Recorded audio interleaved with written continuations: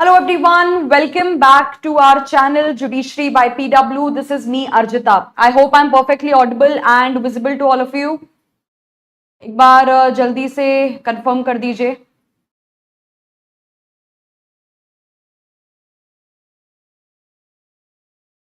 Yes, I think everything is good to go. चलिए. सो आज basically general exception वाला जो टॉपिक है हमारा उसे हम आगे बढ़ाएंगे and we have to continue from section number 25.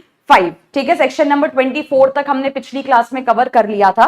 Now talking about section number 25 students, तो यहां से एक नया कॉन्सेप्ट आपका स्टार्ट हो जाता है, जैसे कि पिछली क्लास में भी मैंने आपको इन्फॉर्म किया था, जो कि बात करता है कंसेंट के बारे में, है ना. कंसेंट का देखिए सिंपल भाषा में मतलब क्या होता है कि जब आप किसी चीज को करने के लिए अग्री कर लेते हैं, जब आप किसी चीज को करने के लिए हामी भर देते हैं, उसी को हम कहते हैं कि आपने अपना कंसेंट वहां पे दे दिया है. अब सेक्शन नंबर 25 से जो आगे के सेक्शंस हैं वो एक सिंपल कॉन्सेप्ट पे काम करते हैं. कॉन्सेप्ट ये है कि देखो, अगर आपको पता है कि किसी चीज में रिस्क है, किसी चीज में हार्म है, किसी चीज में आपको नुकसान हो सकता है, लेकिन फिर भी आप उस चीज को करने के लिए अगर कंसेंट दे देते हैं, फिर भी अगर आप उस चीज को करने के लिए अग्री कर लेते हैं और बाद में सच में आपको नुकसान पहुंचता है, सच में आपको हार्म वगैरह पहुंचता है, तो फिर अब आप उसकी कंप्लेंट नहीं कर सकते. रीजन बीइंग कि भाई आपको पहले ही पता था कि उस चीज में रिस्क है, नुकसान हो सकता है, but you agreed to face it. तो जब आपने अग्री कर ही लिया था उस चीज को फेस करने के लिए, अब जब सच में नुकसान हो गया, सच में कोई दिक्कत हो गई, तो you don't have a right to complain about it. तो इसमें पहला आ जाता है हमारा सेक्शन नंबर 25, जो बात करता है, इसे हम अगर लीगल उसमें बात करें तो यहां पे एक फेमस मैक्सिम आपका पढ़ा जाता है, विच इज वॉलेंटिया नॉन फिट इंजूरिया. ठीक है, वॉलेंटिया नॉन फिट इंजूरिया, है ना, कि वॉलेंटिया नॉन फिट इंजूरिया का मतलब क्या होता है कि देखो 18 साल से कोई पर्सन है, 18 साल से ऊपर का कोई पर्सन है जिसे पता है कि वो कोई ऐसी चीज करने के लिए जा रहा है जिसमें रिस्क है, जिसमें हार्म इन्वॉल्व है, फिर भी अगर आप उस चीज को रिस्क और हार्म जानने के बाद भी फिर भी अगर आप उस चीज को करते हैं और सच में आपको अगर कुछ हो जाता है, तो बाद में आप उस चीज के लिए कंप्लेंट नहीं कर सकते. जैसे इसका एक एग्जांपल हम लेते हैं. अभी संडे की बात है, संडे को आपका ओडीआई मैच चल रहा था यहाँ पे इंडिया का. आई सॉ, बहुत अच्छा लगा देख के कि रोहित शर्मा ने यहाँ पे शतक मारा, सेंचुरी जो है वो यहाँ पे मारी. नाउ द पॉइंट इज कि इंडिया की टीम को देखने के लिए वहां पे कई सारे लोग गए हुए थे. लॉर्ड्स में जो है आपका मैच हो रहा था क्रिकेट का, तो वहां पे कई सारे जो लोग हैं रोहित शर्मा को, विराट कोहली को देखने के लिए गए हुए थे खेलते हुए. अब विराट कोहली उस मैच में मतलब एक के बाद एक छक्के चौके वो मारे जा रहे थे. अब छक्के चौके कहां पड़ते हैं वो हम सब जानते हैं कि जहां पे आपके लोग बैठे होते हैं स्टैंड्स में, वहां पे बॉल जो है वो जाके उड़ के गिरती है आपकी.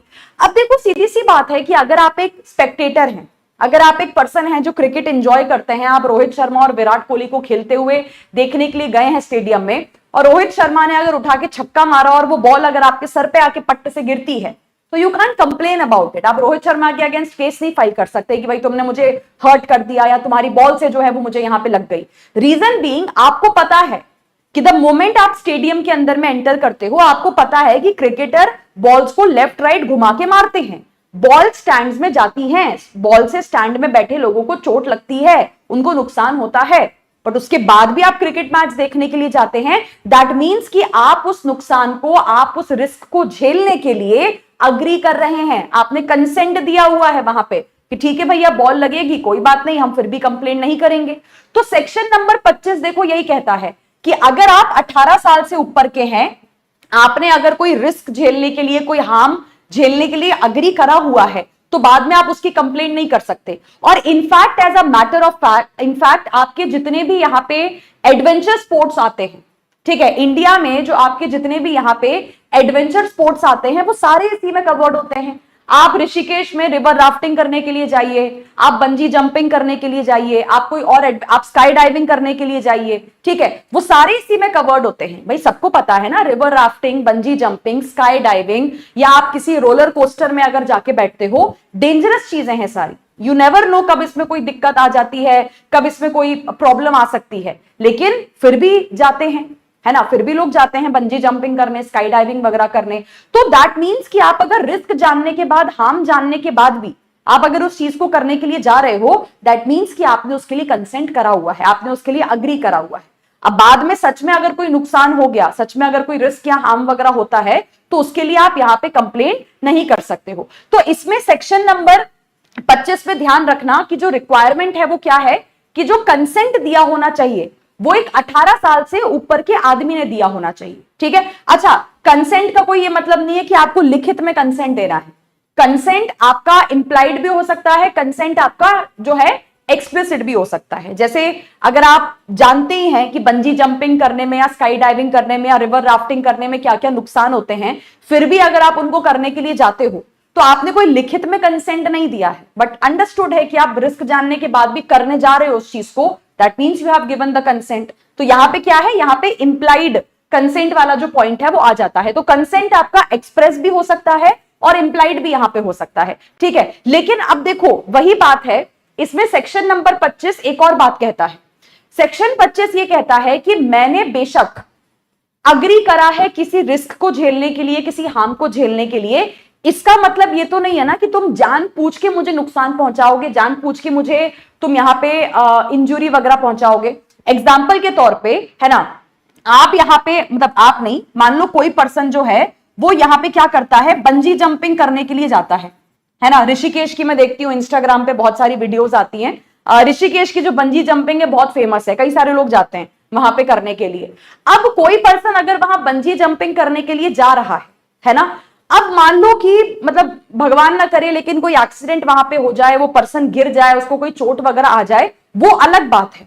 लेकिन मान लो जो बंजी जंपिंग करवाने वाला ऑपरेटर है वहां पे, वो जानबूझ के उस पर्सन की जान ले ले, जानबूझ के कोई तुमको बंजी जंपिंग करवाते में नीचे गिरा दे, जानबूझ के तुम्हारी वो जो रस्सी होती है जिससे तुम लटक रहे होते हो उसको स्नैप करवा दे, तो ये तो गलत है ना। मतलब मैंने रिस्क झेलने के लिए, हार्म झेलने के लिए मैंने रिस्क उठाया हुआ है, इसका मतलब ये तो नहीं है कि आप जानबूझ के मेरी डेथ कॉज कर देंगे या जानबूझ के आप मुझे नुकसान पहुंचाने की कोशिश करेंगे। ठीक है। तो यही बात सेक्शन नंबर 25 में लिखी है कि जो एक्ट हुआ है जिससे आपको कोई हार्म हुआ है, कोई नुकसान हुआ है, वो जानबूझ के नहीं किया गया ना होना चाहिए। ऐसा नहीं है कि सामने वाला पर्सन जानबूझ के तुम्हें मारना चाहता था, जानबूझ के तुमको ग्रीवियस हर्ट यहां पे पहुंचाना चाहता था, क्योंकि फिर ये अपराध की कैटेगरी में चला जाएगा सीधा सीधा। तो आपको सेक्शन नंबर बेनिफिट का जो सेक्शन नंबर 25 है उसका बेनिफिट आपको सिर्फ तब मिल सकता है जब आपसे जाने अनजाने में गलती से सामने वाले पर्सन को कोई नुकसान पहुंचता है। जैसे रोहित शर्मा अगर बॉल मार रहा है स्टैंड्स की तरफ, छक्का अगर वो मार रहा है, रोहित शर्मा जानबूझ के किसी के ऊपर नहीं मार रहा कि उसके नजर में कोई है जिसपे वो चाहता है कि बॉल जाके उसके सर पे गिरे और उसके सर पे चोट लग जाए उस बॉल की वजह से। तो Rohit Sharma is not doing it deliberately. आप रिवर राफ्टिंग करने जाओ, आप बंजी जंपिंग करने जाओ, सामने वाला पर्सन जानबूझ के नहीं गिरा देता तुमको कि तुम्हें कुछ हो जाए। पर ठीक है, ये सारी जोखिम भरी चीजें होती हैं, रिस्क भरी चीजें होती हैं, तो इनमें ये सारी जो है एक्सीडेंट्स अक्सर हमें देखने को मिलते हैं। अब जैसे यहां पे देखिए, यहां पे एग्जांपल आपको दिया है कि ए और जेड क्या करते हैं, ये फेंसिंग करते हैं, है ना। फेंसिंग क्या होता है, एक तरीके से कह लो तलवारबाजी होती है। अगर इसका मैं रियल लाइफ एग्जांपल आपको दे पाऊं तो अगर आपने रेस पिक्चर देखी है, रेस 2, है ना, तो रेस 2 पिक्चर में एक सीन है, उसमें आपकी जैकलिन फर्नांडिस होती हैं और सैफ अली खान होते हैं और वो ऐसे एक तलवारबाजी वाला गेम कर रहे होते हैं। लेकिन अगर उसमें आप देखोगे कि जो तलवारबाजी वाली हाथ में जो तलवार है वो थोड़ी अलग टाइप की तलवार होती है, मतलब थोड़ी बहुत ही नुकीली सी होती है, बहुत ही ऐसी पैनी सी होती है ना, नीडल जैसी होती है। ठीक है। तो वो जो हथियार लेके अगर आप तलवारबाजी करते हो उसको हम फेंसिंग कहते हैं। तो यहां पे बेसिकली ये कह रहे हैं कि ए और बी आपस में फेंसिंग कर रहे हैं। अब ये अंडरस्टूड बात नहीं है, तुम हाथ में लेके अगर तलवारबाजी कर रहे हो, फेंसिंग कर रहे हो, तुम्हारे हाथ में इतना डेंजरस टाइप का वेपन है यार, ये तो अंडरस्टूड सी बात है कि आपको लग सकती है उससे, तुम खास करके एक दूसरे के ऊपर चला भी रहे हो वो हथियार। यहाँ पे अंडरस्टूड सी बात है कि इस स्पोर्ट में लोगों को उससे क्या जो है वो लग भी सकती है, वो जो आपका वेपन है कहीं ना कहीं हाथ पैर पे आपके कट भी मार सकता है। अब लेकिन उसके बाद भी आप फेंसिंग का गेम खेल रहे हो, मतलब आपको रिस्क पता है, हार्म पता है, फिर भी you are going ahead with it. अब मान लो फेंसिंग करते करते, तलवारबाजी करते करते सच में एक पर्सन ने तुमको तलवार से मार दिया। अब अगर उसने जानबूझ के नहीं मारा है, है ना, गलती से तुमको कहीं कटकुट लग गया तो वो पर्सन बच जाएगा सेक्शन नंबर 25 का बेनिफिट लेके। लेकिन अगर उसने मौके का फायदा उठाने की कोशिश की, उसने ये सोचा कि यार हाथ में तलवार तो है ही, क्यों ना इस पर्सन को जान से ही मार दूं, ठीक है, बोल दूंगा खेल खेल में हो गया, तो अब यहां पे वो पर्सन सेक्शन 25 का बेनिफिट लेके वो पर्सन नहीं बच पाएगा। क्योंकि अब यहां पे क्या हो रहा है, गलती से वो आपको नुकसान नहीं पहुंचा रहा कि गलती से तलवार से कट लग गया, यहां पे अब वो जानबूझ के तुमको मारने की कोशिश कर रहा है या तुम्हारे ऊपर हाथ उठाने की कोशिश कर रहा है, तो वो पर्सन सेक्शन 25 का बेनिफिट लेके नहीं बच पाएगा। लेकिन अगर हां जाने अनजाने में उसकी तलवार से तुमको लगभग जाती है, कटवट आ जाता है, तो उस पर्सन के पास सेक्शन नंबर 25 का क्या है, बेनिफिट अवेलेबल है। ठीक है, अब आ जाइए सेक्शन नंबर 26 के ऊपर। सेक्शन नंबर 26 जो है आपका, ये भी बात करता है किसके बारे में, कंसेंट के बारे में। ठीक है, अब यहां पे देखो कौन से वाले कंसेंट की बात की गई है स्टूडेंट्स, यहां से आपका मेडिकल वाला कंसेंट शुरू होता है। एक सिंपल क्लियर सी मैं बात बता रही हूं, ये जो आगे के सेक्शन है ना 26, 27, 28, 29, 30, इनमें मेनली बात की गई है आपके डॉक्टर्स के बारे में, आपके मेडिकल वाले लोगों के बारे में। क्योंकि ये क्या होते हैं, अक्सर ये बेचारे ना थोड़े रिस्क वाले जोन में होते हैं, किसी पेशेंट का इलाज विलाज कर देते हैं, सारी मेडिकल हेल्प वगैरह प्रोवाइड कर देते हैं, लेकिन फिर भी कभी कभार क्या होता है, पेशेंट नहीं बच पाता है ना, लोग मर जाते हैं। तो आदमी पहले क्या करता है, सबसे पहले जाके जो है जस्ट अ सेकेंड, आदमी जो है वो क्या करता है, सबसे पहले जाके डॉक्टर का ही गला पकड़ता है कि तुमने हमारे परिवार वाले को मार दिया, तुमने हमारे पेशेंट को नहीं बचाया, इस तरीके की बातें। तो डॉक्टर्स को ना थोड़ी सी इम्यूनिटी देनी जरूरी होती है। तो सेक्शन नंबर 26 जो है वो इसी चीज का एक एग्जाम्पल है। अब जैसे इसका आप यहां पे एग्जाम्पल लो, ठीक है, इसका हम एग्जाम्पल ले सकते हैं कौन सा, कोई मिल गया मूवी, जो सबसे पहली वाली कोई मिल गया मूवी थी, है ना, वो जादू होता है जिसमें एलियन वगैरह होता है। अब कोई मिल गया मूवी में देखो क्या दिखाया है कि रोहित मेहरा है, तो रोहित मेहरा बेचारा बड़ा ही नहीं हो पाया है, मतलब शरीर बड़ा हो गया है लेकिन दिमाग बच्चों वाला रह गया है। अब रेखा जो उसकी माँ है रोहित मेहरा की, वो डॉक्टर के पास जाती है, मूवी शुरू ही वहीं से होती है कि जो मिसेस मेहरा हैं वो डॉक्टर के पास गई हुई हैं और मिसेस मेहरा डॉक्टर से कहती हैं कि मुझे रोहित क्या करें, अब रोहित को कैसे ठीक करें। तो डॉक्टर कहता है कि देखो मिसेस मेहरा, एक सर्जरी है, हम कर सकते हैं, लेकिन सर्जरी ना थोड़ी रिस्क भरी है कि मतलब क्या पता रोहित बचे ही ना, रोहित मर जाए सर ऑपरेशन टेबल पे। अब मिसेस मेहरा कहती हैं कि नहीं नहीं, मैं तो अपना पति पहले ही खो चुकी हूँ, एक बच्चा है मेरे पास बस, अब वो भी चला गया तो मैं क्या करूंगी वहां पे। तो Mrs Mehra drops the idea कि नहीं करवानी मेरे को सर्जरी। बट ये जो चीज डॉक्टर ने यहां पे की है, this is exactly what is section number 26 talking about. आप कभी कोई भी मेडिकल ऑपरेशन सर्जरी करवाने के लिए जाओ, डॉक्टर सबसे पहले क्या करवाता है, आपसे कंसेंट फॉर्म साइन करवाता है। डॉक्टर सबसे पहले आपको रिस्क बताता है कि ये करवाया ऐसा हो सकता है, ये करवाया वैसा हो सकता है, ये ट्रीटमेंट लोगे ऐसा हो सकता है। जब आप अग्री करते हैं, रिस्क सुनने के बाद क्या नुकसान हो सकता है वो सुनने के बाद जब आप अग्री करते हैं, तब डॉक्टर ट्रीटमेंट शुरू करता है या तब वो ऑपरेशन या सर्जरी करता है। ठीक है, तो क्योंकि क्या है कि अगर डॉक्टर ना बताए और कुछ हो जाए तो तुम तो सीधे डॉक्टर को ही बोलोगे ना यहां पे। अब सेक्शन नंबर 26 ये कहता है कि मान लो डॉक्टर ने आपको रिस्क बता दिया कि इस सर्जरी के ये नुकसान है, इस ऑपरेशन के ये नुकसान है, इस मेडिकल ट्रीटमेंट के ये नुकसान है, फिर भी आप उस सर्जरी या ऑपरेशन को कराने का रिस्क उठा लेते हैं। You agree, you are like हाँ डॉक्टर साहब कर दो सर्जरी, कर दो ऑपरेशन, चलिए शुरू करते हैं ट्रीटमेंट यहां पे। अब सर्जरी ऑपरेशन या ट्रीटमेंट करवाने के बाद सच में अगर कुछ हुआ तो इसमें डॉक्टर की लायबिलिटी नहीं है। डॉक्टर की लायबिलिटी यहां पे क्यों नहीं है, क्योंकि देखो यहां पे डॉक्टर ने आपको पहले ही बताया था कि क्या नुकसान हो सकता है, तो डॉक्टर यहां पे लायबल नहीं माना जाएगा। लेकिन हां, अगर डॉक्टर के पार्ट पे कोई लापरवाही है, अगर डॉक्टर ने ट्रीटमेंट करते में गड़बड़ी कर दी, डॉक्टर ने ऑपरेशन करते में गड़बड़ी कर दी, सर्जरी करते में गड़बड़ी कर दी, तो ये डॉक्टर की लापरवाही है, फिर डॉक्टर नहीं बच पाएगा सेक्शन नंबर 26 का बेनिफिट लेके। बट अदरवाइज, ठीक है, अदरवाइज यहां पे अगर डॉक्टर ने जानबूझ के कुछ भी नहीं किया है, देखो तुम्हारा डॉक्टर ट्रीटमेंट कर रहा था, तुम्हारा इलाज कर रहा था, तुम्हारा ऑपरेशन कर रहा था तुम्हारे फायदे के लिए, तुम्हें कोई दिक्कत होगी, तुम्हें कोई प्रॉब्लम होगी, तुम उसी को ठीक करवा रहे होगे। तो आप कुल मिला के अपने बेनिफिट के लिए, अपने फायदे के लिए ही डॉक्टर के पास गए थे, डॉक्टर भी आपके बेनिफिट के लिए ही आपका इलाज कर रहा था। ठीक है, अब यहां पे बेसिकली अगर डॉक्टर ने जो भी नुकसान हुआ है, जैसे मान लो डॉक्टर ने किसी पेशेंट को कहा कि मैं सर्जरी कर तो दूंगा लेकिन इस सर्जरी में रिस्क है, आपकी डेथ भी हो सकती है। पेशेंट फिर भी सर्जरी करवा ले और पेशेंट मर जाए, तो अब आप डॉक्टर को नहीं बोल सकते। क्यों? क्योंकि देखो यार, ऐसा तो है नहीं कि डॉक्टर ने जानबूझ के तुम्हारी डेथ कॉज कर दी, डॉक्टर ने जानबूझ के तुमको मार दिया, है ना। डॉक्टर जो है वो तो यार तुमको बचाने की ही कोशिश कर रहा था ना यहाँ पे। दूसरी बात ये है, अगर हम सर्जरी चलो कर भी रहे थे, अगर हम ऑपरेशन कर भी रहे थे, तुम्हारे फायदे के लिए कर रहे थे, तुम्हारा बेनिफिट ही हो रहा था वहां पे। तीसरी बात यह है कि डॉक्टर के पार्ट पे गुड फेथ है। गुड फेथ का मतलब कि डॉक्टर ने कोई लापरवाही नहीं की है ना। डॉक्टर ने प्रॉपर सर्जरी ऑपरेशन वगैरह किया, ठीक है, मर गया पेशेंट, हो जाता है कभी कभार, राइट। और यहां पे तुमको भाई ये बात पहले ही बता दी गई थी, you were explained, you were told clearly, देखो सर ऑपरेशन में सर्जरी में रिस्क है, तुम्हारी डेथ भी हो सकती है। अब ये सुनने के बाद भी तुम अगर सर्जरी करवाने के लिए अग्री करते हो तो इसमें डॉक्टर की कोई लायबिलिटी नहीं। जैसे यहां पे एक इलस्ट्रेशन है, जेड को एक बहुत ही खतरनाक बीमारी है, जेड को एक बहुत ही पेनफुल मेडिकल कंडीशन है। जेड ए को जाके दिखाता है, ए यहां पे कहता है कि सर मैं एक ऑपरेशन कर सकता हूं, उससे आपकी मेडिकल कंडीशन यहां पे ठीक हो सकती है, लेकिन सर ऐसा है ऑपरेशन अगर ठीक नहीं गया तो आपकी डेथ भी हो सकती है यहां पे। अब ए जो है वो फिर भी यहां पे ऑपरेशन, पेशेंट जो है वो ऑपरेशन फिर भी अपना यहां पे करवा लेता है।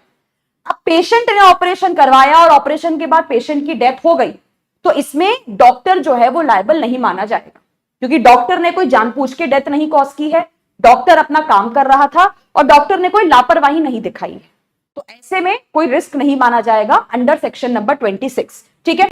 अच्छा, अब 26 और 27 कोई अंतर नहीं है, 26 और 27 सेम चीज के बारे में बात करते हैं, बस डिफरेंस ये है स्टूडेंट्स कि 26 में हम बात कर रहे हैं नॉर्मल लोगों के बारे में, जैसे आप और मैं, जो बड़े लोग हैं, जो अडल्ट लोग हैं, जो अपनी लाइफ के रिस्पेक्ट में डिसीजंस ले सकते हैं। सेक्शन नंबर 27 में हम किसके बारे में बात करते हैं? हम बात करते हैं 12 साल से कम उम्र के बच्चों के बारे में और अनसाउंड माइंड के लोगों के बारे में। कुल मिला के उस कैटेगरी के लोग जो अपने लाइफ के फैसले खुद नहीं ले सकते हैं, जिनमें उतनी मैच्योरिटी नहीं होती है, जिनमें उतनी अकल नहीं होती है कि वो समझ पाए कि उनके लिए क्या सही है क्या गलत है। ठीक है, तो सेक्शन नंबर 26 और 27 सेम है। 26 बात कर रहा है बाकी लोगों के बारे में, 27 बात कर रहा है इन स्पेशल कैटेगरी के लोगों के बारे में। अब जैसे 27 में आप देखो, सेम एग्जांपल ले लो, जैसे अगर मान लो कोई 8 साल का बच्चा है, ठीक है, there is a 8 year old kid. अब इस 8 साल के बच्चे को पैदा होते से ही एक दिक्कत है, मान लो उसके दिल में छेद है, समथिंग लाइक दैट, उस तरीके की कोई प्रॉब्लम है। अब बेचारा जब से वो बच्चा पैदा हुआ है तब से उसके माँ बाप क्या करवा रहे हैं, बच्चे का ट्रीटमेंट ही करवाए जा रहे हैं, इलाज ही करवाए जा रहे हैं, लेकिन बच्चा फिर भी ठीक नहीं हो रहा। अब बच्चा जैसे 8 साल का हुआ, थोड़ा बड़ा हुआ, तो डॉक्टर ने यहाँ पे पेरेंट्स से कहा कि एक ऑपरेशन है, हम कर सकते हैं, लेकिन उसमें रिस्क है, मतलब या तो आपका बच्चा फिर जिंदगी भर के लिए ठीक हो जाएगा या फिर उसकी डेथ हो जाएगी। अब पेरेंट्स ने सोचा कि यार ठीक है यार, करा के देख लेते हैं सर्जरी ऑपरेशन, लेकिन बच्चा सरवाइव नहीं कर पाया, बच्चा मर गया।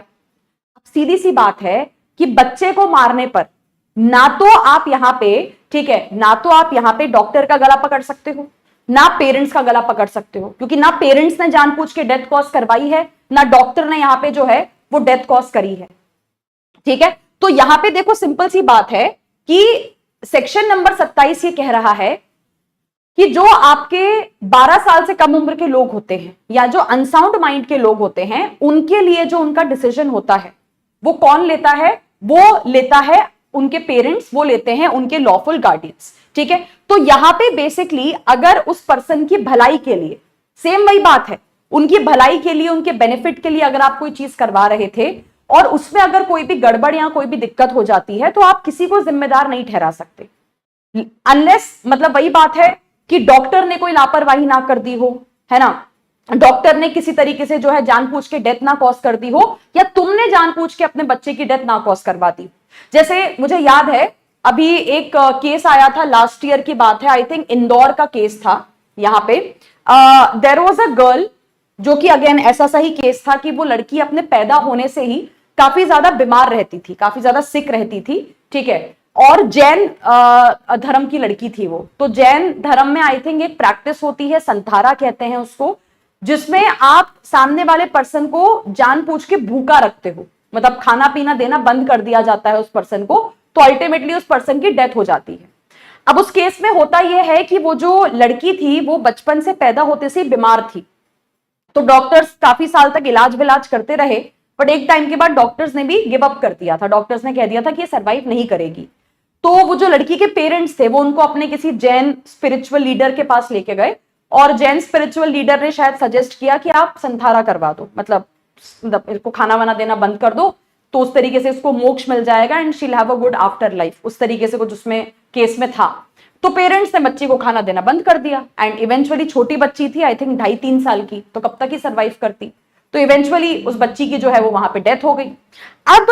अब वो क्या है, देखो ये जो पूरी चीज हुई है उस पे अपने आप में बहुत सारे लीगल इश्यूज खड़े होते हैं कि क्या ये जो किया जाता है जैन धर्म में, इज दिस लीगली अलाउड, क्या आप इस तरीके से इंटेंशनल कॉजिंग ऑफ डेथ यहाँ पे अलाउ कर सकते हो। तो उसमें सवाल यही, उसमें जो लीगल इशू खड़ा होता है वो यही सेक्शन नंबर 27 का खड़ा होता है, क्योंकि सेक्शन 27 ये कहता है कि अगर तो आप अपने बच्चे के लिए, उसके फायदे के लिए, उसके बेनिफिट के लिए कोई चीज कर रहे हो और उसमें अगर उस बच्चे की डेथ हो जाए या उसको कुछ हार्म हो जाए, तो इसमें ना तो पेरेंट्स जिम्मेदार है ना ही डॉक्टर जिम्मेदार है, ठीक है, अनलेस दोनों के पार्ट पे कोई लापरवाही, कोई नेग्लिजेंस ना हो। लेकिन इसका मतलब ये नहीं है कि आप जानबूझ के, ठीक है, सेक्शन नंबर 27 में लिखा हुआ है कि इसका मतलब ये नहीं है ना कि आप जानबूझ के अपने बच्चे की डेथ कॉज कर दोगे, जैसे इस वाले केस में हुआ। या जैसे मान लो यूथेनेशिया की अगर हम बात करते हैं, कोई बच्चा पैदा हुआ है, बचपन से बीमार है, बचपन से इल है, माँ बाप से उसका दर्द नहीं देखा जा रहा, ठीक है, माँ बाप बेचारे परेशान घूम रहे हैं, तो माँ बाप सोचते हैं कि यार इसको मरवा ही देते हैं, बच्चे को मार देते हैं, तो बच्चे को मारने से बच्चे का भी दुख दर्द खत्म और हमारा भी दुख दर्द खत्म। डॉक्टर के पास बच्चे को लेके जाते हैं, डॉक्टर से पेरेंट्स कहते हैं डॉक्टर साहब इसको मार दीजिए, इसकी डेथ कॉज कर दीजिए। अब यहां पे देखा जाए तो किया, माँ बाप यही बोलेंगे कि हमने तो बच्चे के फायदे के लिए किया, हमारा बच्चा बेचारा लेटा रहता था, कुछ कर नहीं पाता था, पैरालाइज टाइप का था। बट इसका मतलब ये नहीं है ना कि पेरेंट्स को या माँ बाप को, गार्डियंस को ये राइट है कि आप इंटेंशनली अपने बच्चे की डेथ कॉज कर दो। तो सेक्शन नंबर 27 वही कहता है कि आप ऐसी कोई चीज नहीं करवा सकते जानबूझ के अपने बच्चे की, जहां पे आप या तो डेथ कॉज करवा रहे हो या फिर आपको पता है कि डेथ कॉज हो सकती है, अनलेस ये सारी चीजें क्यों करवाई जा रही हैं, बच्चे के फायदे के लिए की जा रही हैं, बच्चे के बेनिफिट के लिए की जा रही हैं। सिमिलरली आप ऐसा नहीं करवा सकते कि जानबूझ के आपने अपने बच्चे के हाथ पैर कटवा दिए, जानबूझ के उसको ग्रीवियस हर्ट वगैरह करवा दिया।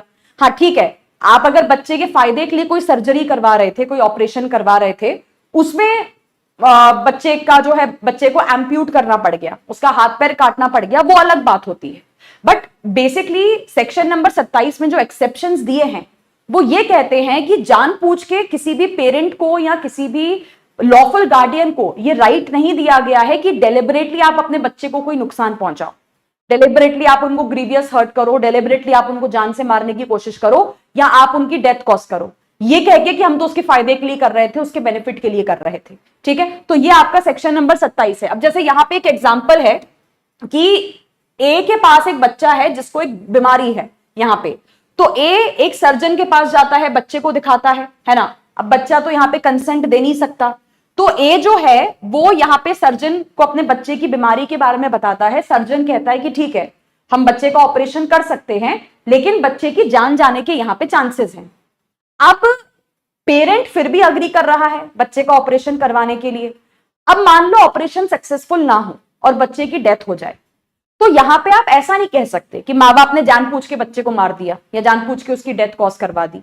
ठीक है, तो यहां पे जो आपके पेरेंट्स हैं या यहां पे जो आपके डॉक्टर हैं वो सेक्शन नंबर 27 का बेनिफिट लेके क्या कर जाएंगे, यहां पे बच जाएंगे। ठीक है, सेक्शन नंबर 28 पे आ जाइए। सेक्शन नंबर 28 बात करता है कि कब एक कंसेंट आपका वैलिड कंसेंट नहीं माना जाता है। ठीक है, कंसेंट मतलब आपने जब किसी चीज के लिए अग्री किया है, जब आपने किसी चीज के लिए हामी भरी है, तो दो तरीके से होता है। जैसे हम इंडियन कॉन्ट्रैक्ट एक्ट में भी पढ़ते हैं, वहां पे भी होता है ना कंसेंट और फ्री कंसेंट, तो वही वाली बात है। एक होता है कंसेंट कि आपने किसी चीज के लिए अग्री कर लिया, लेकिन कोई सा भी जो लॉ है इंडिया का वो फ्री कंसेंट मांगता है। वो ये कहता है कि सामने वाले ने किसी चीज के लिए अग्री किया है, हामी भरी है, तो अपनी मर्जी से करा होना चाहिए, बिना किसी दबाव में आके, बिना किसी प्रेशर में आके, बिना किसी धमकी वगैरह के, बिना किसी डर के। हमें वो वाला कंसेंट चाहिए होता है।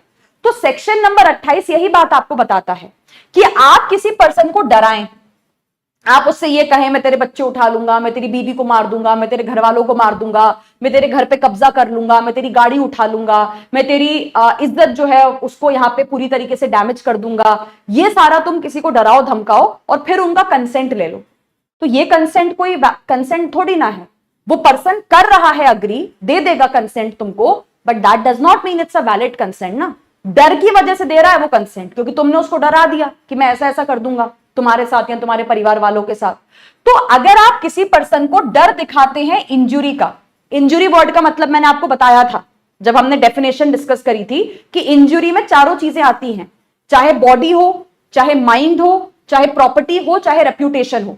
किसी भी चीज का डर दिखा के अगर आप किसी पर्सन का कंसेंट लेते हैं, या फिर misconception of fact, misconception of fact का मतलब क्या होता है, एक तरीके से ऐसा कह लो किसी को झूठ बोलना, किसी को जो है कुछ और ही कहानी बता के सामने वाले पर्सन का यहां पे कंसेंट ले लेना।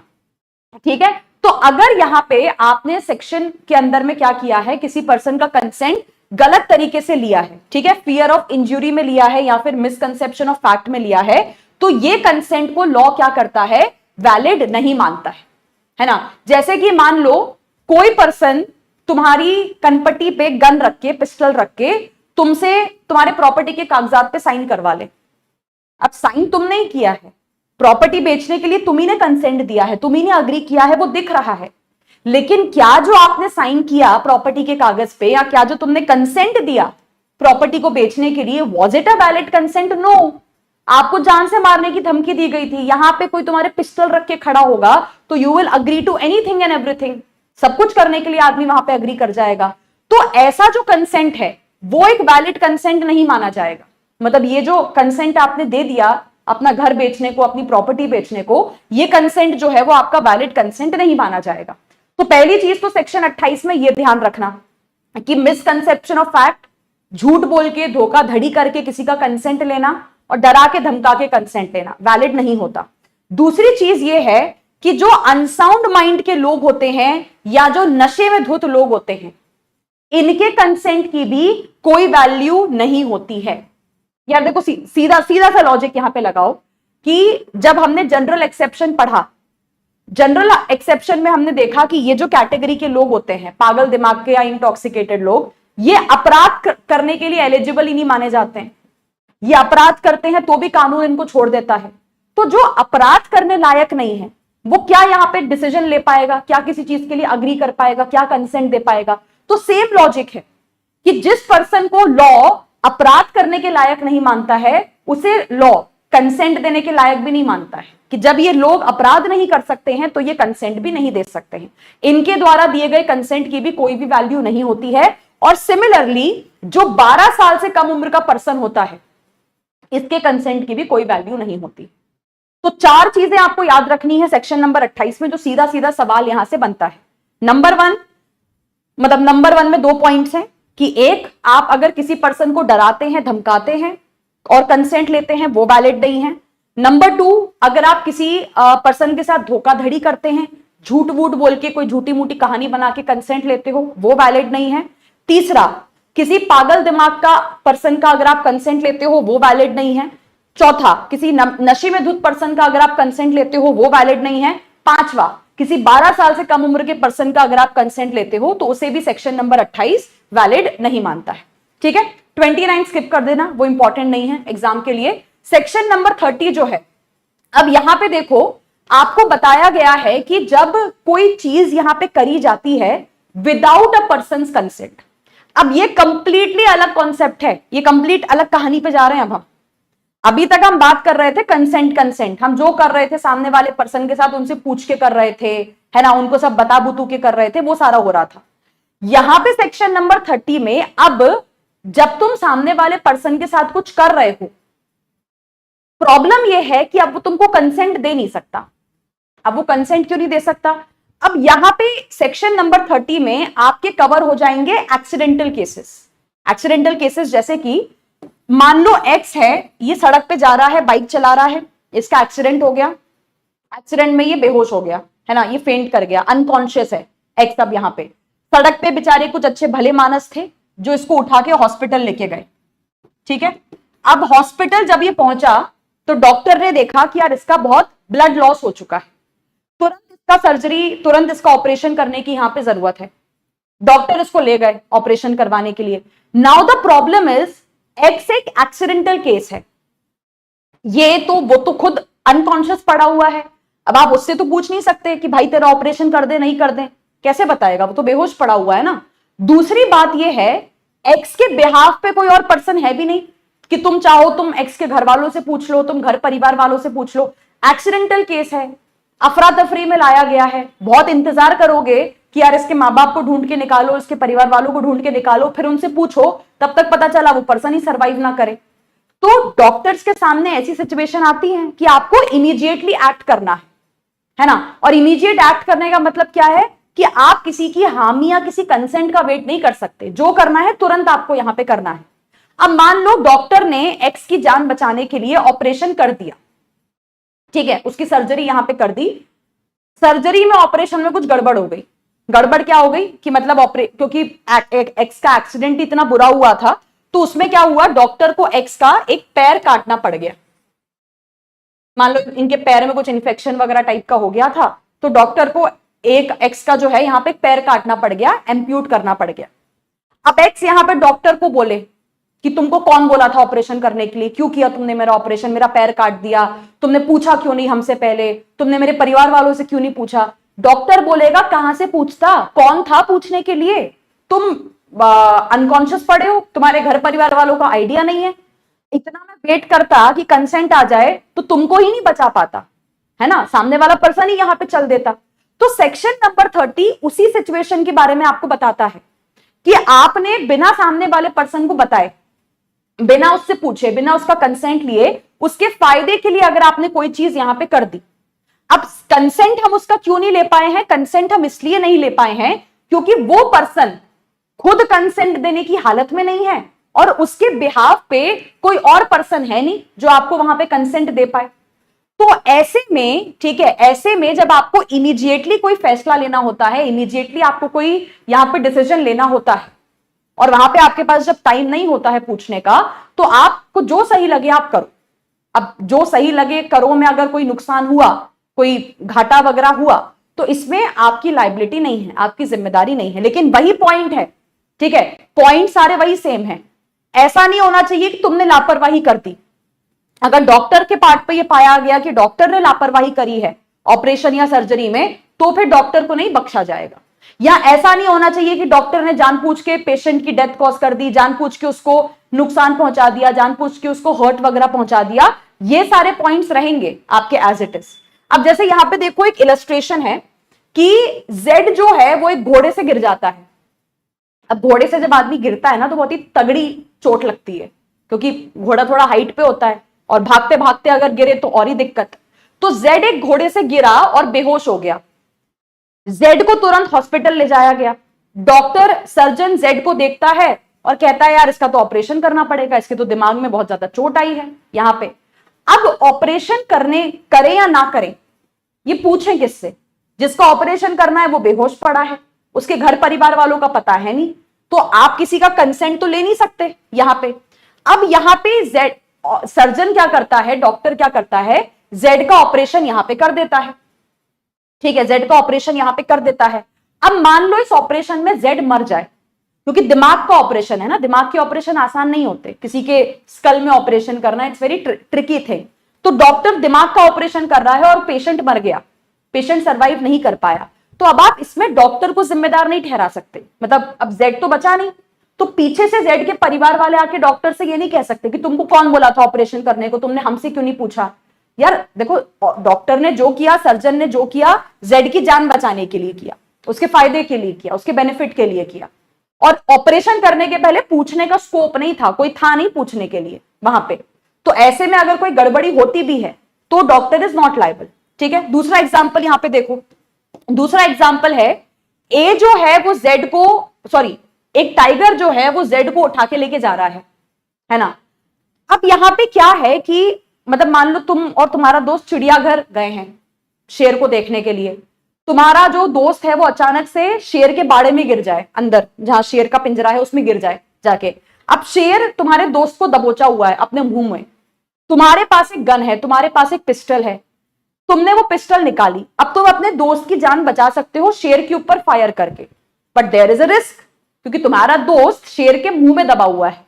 तो अगर गोली थोड़ी सी भी इधर उधर मिसफायर हुई तो गोली शेर को ना लग के तुम्हारे दोस्त को भी लग सकती है, और गोली लग के फिर multiple things that can happen. लेकिन अब क्या ये वो सिचुएशन है जहां पे हम वेट करें और सोचें कि क्या किया जाए? We don't have any option. इतना वेट करेंगे तब तक शेर खा जाएगा तुम्हारे दोस्त को, ठीक है ना। आप अपने दोस्त से पूछ सकते कि भाई गोली चला दूं क्या, ना उसके बिहाफ पे कोई और कंसेंट देने को है। तो मान लो आपने गोली चला दी, अब गोली चलाई अपने अच्छे इंटेंशन से, लेकिन गोली दोस्त को जाके लग गई और दोस्त की वहां पे डेथ हो गई। तो यहां पे दोस्त के घर वाले अब आपको ब्लेम नहीं कर सकते कि तुमने जानबूझ के गोली मार दी। भाई तुमने गोली चलाई अपने दोस्त को बचाने के लिए, तुम उसको सेव करना चाह रहे थे, आपके पार्ट पे कोई लापरवाही नहीं थी, बट अब सिचुएशन रिस्की थी कि चांसेस थे कि गोली जो है वो आपके फ्रेंड को भी यहां पे लग सकती थी, ठीक है। तो ऐसे में आपने कोई भी अपराध नहीं किया है, क्योंकि वही बात है कि आपने कोई जानबूझ के डेथ नहीं कॉज की है, जानबूझ के किसी को गोली से नहीं मारा है। गोली आपने चलाई अपने दोस्त को बचाने के लिए चलाई। और तीसरा कि गोली चलाऊं या ना चलाऊं ये पूछने का स्कोप नहीं था, कोई था नहीं वहां पे जो आपको अग्री कर सकता या आपको हामी भर सकता कि गोली चला सकते हैं या नहीं चला सकते। तीसरा इलस्ट्रेशन यहां पे देखिए, ए के पास एक बच्चा आता है जिसका बहुत ही सीरियस एक्सीडेंट हुआ है। बच्चे का अगर तुरंत ऑपरेशन नहीं किया गया तो बच्चे की डेथ हो सकती है, बच्चा मर सकता है ना। अब बच्चे से पूछ नहीं सकते, बच्चे का वैसे भी कंसेंट वैलिड नहीं है, और बच्चे के माँ बाप है नहीं पूछने के लिए कि सर ऑपरेशन कर लें या ना कर लें। तो डॉक्टर वहां पे क्या करता है, बच्चे का ऑपरेशन कर देता है बच्चे के बेनिफिट के लिए। अब अगर यहां पे डॉक्टर को कोई भी दिक्कत आती है, मतलब बच्चे को यहां पे कोई भी दिक्कत आती है, तो डॉक्टर की कोई लायबिलिटी नहीं है। लेकिन देखो बेसिक पॉइंट्स से अपने दिमाग में ध्यान रखना, बेसिक चीजें ये जो सारे सेक्शंस हम पढ़ रहे हैं बेसिक पॉइंट सेम है। डॉक्टर ने कोई लापरवाही नहीं करी होनी चाहिए, डॉक्टर ने जानबूझ के डेथ नहीं कॉज करी होनी चाहिए, डॉक्टर ने जानबूझ के आपको कोई नुकसान नहीं पहुंचाया होना चाहिए। अगर डॉक्टर ने अपने बेस्ट एफर्ट्स पुट इन किए आपको बचाने के लिए, आपकी बेनिफिट के लिए, आपके फायदे के लिए, अब उसमें कुछ भी अगर थिंग्स गो हेवायर, कुछ भी अगर गड़बड़ वगैरह हुई तो वहां पे आपकी जो है लाइबिलिटी, डॉक्टर की जो है वो लाइबिलिटी नहीं मानी जाएगी, ठीक है। सो यहां पे हमारी क्लास आज की खत्म होती है, एंड होती है। Before I and the session, तो आप में से जो लोग यहाँ पे लाइव चैट में भी पूछ रहे थे कि मैम कोर्सेज वगैरह कैसे ज्वाइन कर सकते हैं, तो देखो जुडिशरी बाय पीडब्ल्यू की वेबसाइट पे आप आओगे, गवर्नमेंट एग्जाम में जाना, गवर्नमेंट एग्जाम में जाके जुडिशरी में जाना, वहां पे जुडिशरी बाय पीडब्ल्यू के जितने कोर्सेज हैं, और जितने से मेरा मतलब है जितने कोर्सेज हैं, चाहे जुडिशरी एग्जाम्स के हों, चाहे पब्लिक प्रोसिक्यूटर एग्जाम्स हो, चाहे अगर आप लीगल ड्राफ्टिंग सीखना चाहते हैं वकालत करने के लिए, चाहे आप AIB 22 की तैयारी करना चाहते हैं, चाहे आप बैंकिंग एग्जाम्स की तैयारी करना चाहते हैं, each and everything is available on the website. और अगर वेबसाइट पे या ऐप पे जाके ना समझ में आए, ठीक है, तो आप बेसिकली क्या कर सकते हो, इसी वीडियो का जो डिस्क्रिप्शन बॉक्स है, ठीक है, इसी वीडियो का जो डिस्क्रिप्शन बॉक्स है वहां पे आपको एक नंबर मिल जाएगा। इनफैक्ट मुझे जैसा कि दिख पा रहा है 2 नंबर दिए हैं वहां पे, उन दोनों नंबर्स पे भी आप कांटेक्ट कर सकते हो, तो टीम आपको वहां पे भी क्या कर देगी, डिटेल्स वगैरह शेयर कर देगी, ठीक है। So thank you so